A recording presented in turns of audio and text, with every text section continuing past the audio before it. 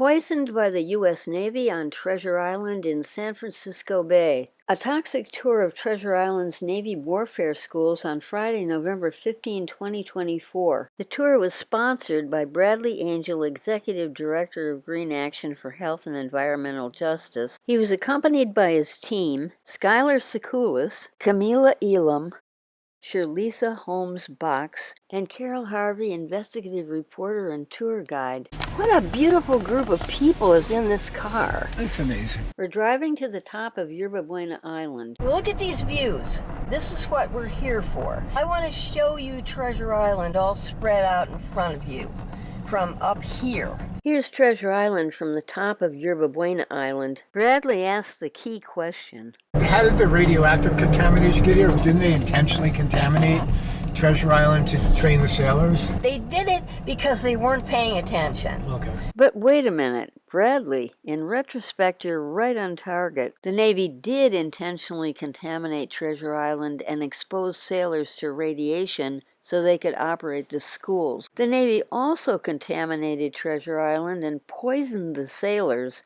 by not paying attention to the proper operation of their schools. This becomes clear as we visit the footprints of 4 Navy radiation schools, all located along the shoreline, and consider the impact on the community. As you can see from this map, at number 1, we look down from Yerba Buena Island at Building 2, which contained the Naval Reserve School. Then we drove down to Treasure Island, to number 2 on the map at the shore, Building 233, where the worst radiation spill on the island happened in 1950. Then we drove from number 2 to number 3 on the map, the most toxic place on Treasure Island, the Radiac schools with the underground radium vault. We then drove west to number 4, Site 6, which is radioactive and contaminated with PFAS forever chemicals from the firefighting schools. Then we curve around the shore to number 5, where these radiation schools created a radioactive community. But first, some history. Treasure Island was built in 1936 for the Golden Gate International Exposition. In 1941, after the exposition was over, the Navy took the island for its administrative base and to conduct warfare schools for sailors. The one at the end, that's Building 3.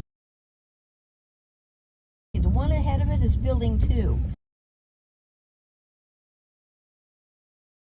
During the exposition, Building 2 was called the Hall of Transportation. The spirit of aerial transportation stands above the side entrance of Building 2. Pan American had flying boats, and they were called clipper ships. Building 2, the Hall of Transportation, was the hangar for the China Clippers. They were supposed to connect San Francisco with China. When the Navy took over the island, the Naval Reserves conducted courses for sailors in Building 2. This school in Building 2 was used to train sailors when the Navy had the island. In 1938, Naval Reserve Chief Warrant Officer Joseph Stolman, depicted here from Navy archives, attended the island's Reserve Center, Building 2, formerly a Pan American hangar, the country's largest Naval Reserve training center. In Building 2, the Naval Reserves held chemical weapons courses using deadly tear gas, mustard gas, and lewisite made of arsenic. For classes in nuclear warfare, they held radioisotopes with half-lives of thousands of years, like radium, uranium, and plutonium. The Navy's typically sloppy disposal of these dangerous materials polluted Building 2, the surrounding soil, and the waters of Clipper Cove. The sources are still there. They have half-lives of thousands of years. You can't get rid of the stuff. So it is now polluting Clipper Cove and the ground around it and the building. Residents have reported skin sores after swimming in Clipper Cove. Then we drove to Building 233. In 1950, the worst radium spill in island history happened in Building 233 on the side of the island facing Oakland. We're parked at the Star. Building 233 was a Radiac instrument calibration school at Avenue M and 4th Street. The Navy loves acronyms.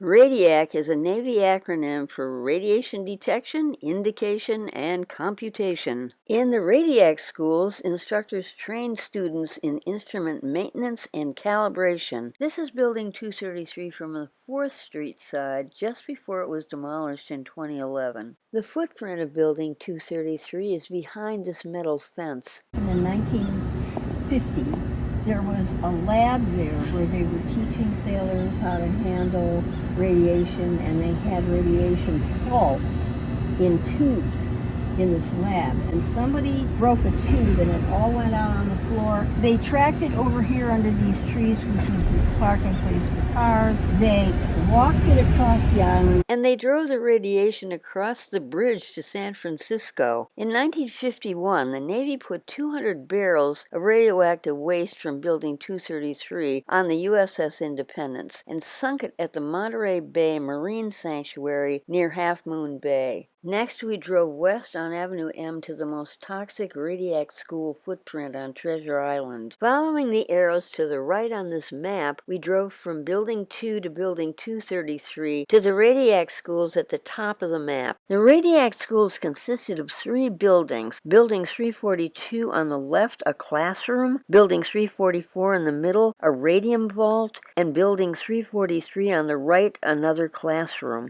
This is the way they looked before they were demolished. You have to use your imagination to see them sitting on their concrete pads. Pull past those posts.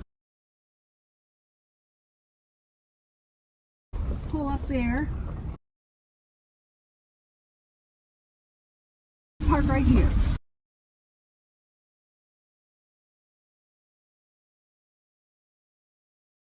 You see the concrete thing on the right here? The concrete pad under the classroom on the right. That had a building on it.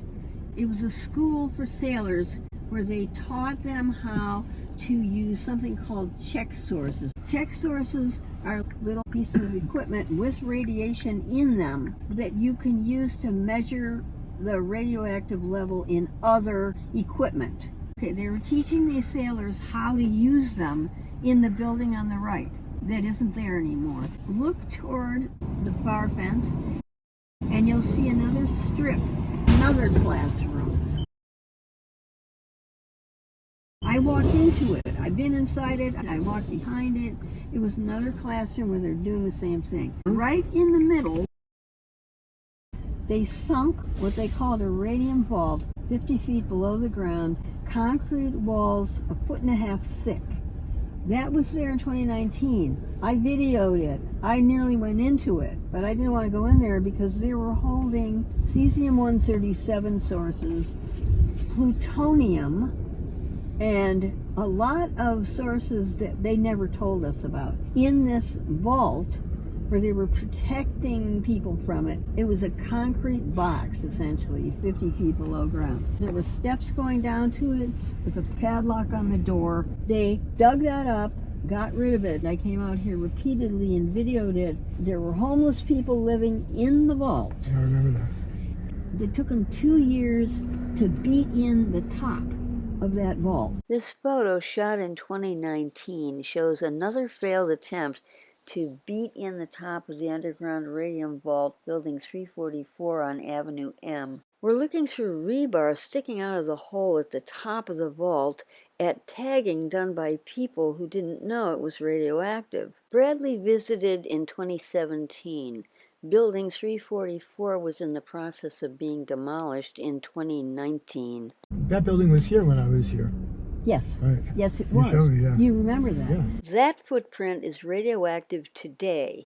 There's a skate park immediately to the west. From the RADIAC schools, we drove west to number 4 on the map, the Navy's cleanup zone, Site 6. Site 6 was a Navy firefighting school and radiation storage yard. Where the PFAS is, the perfluoroalkyl substances, where the Navy doesn't know how to clean it up. On Site 6, the Navy had a firefighting school for 50 years from 1944 to 1992, where trainees learned to put out fires on ships. They lit fires and snuffed them out using aerosolized firefighting foam containing perfluoroalkyl substances, or PFAS. PFAS are a large group of bonded forever chemicals resistant to breakdown and cleanup by the Navy. PFAS attack the immune system and cause birth defects and cancer. In 2014, there were also boxcars in this field for storing radioactive material before moving it off the island.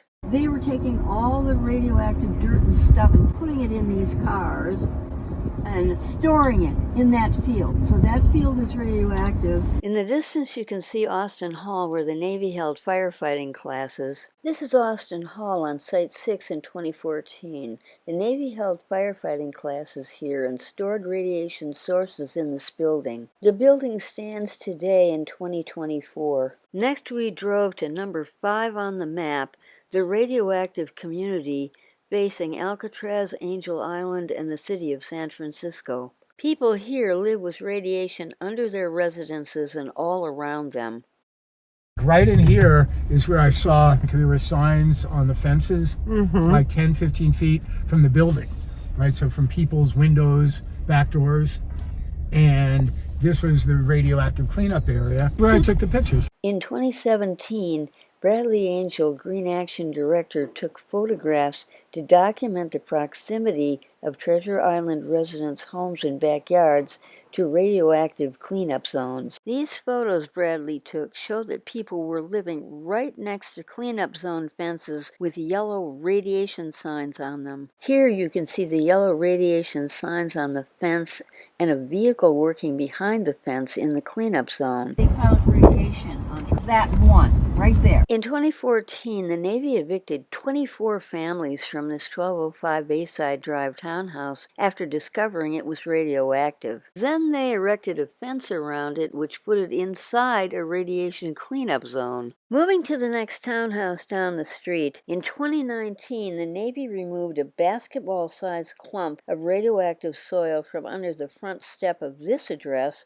1203A Bayside Drive. Here, Navy workers are digging a basketball-sized clump of radioactive soil from under the front step of 1203A Bayside Drive. Moving to the first townhouse on the street, in 2014, radioactive soil was dug from under this sidewalk at 1201B Bayside Drive. And finally, in 2013, radiation was found behind this bench on Gateview Avenue directly across the street from 1201B Bayside Drive. These radioactive objects and soils were lined up under a series of addresses and a bench along Bayside Drive. They seem to have flowed inland from the Bayside Solids Waste Disposal Area radioactive toxic dump at the shore. This means the whole street is radioactive. Recently, on Monday, November 11, 2024, at nearby Reeves Court, a block away from Bayside Drive,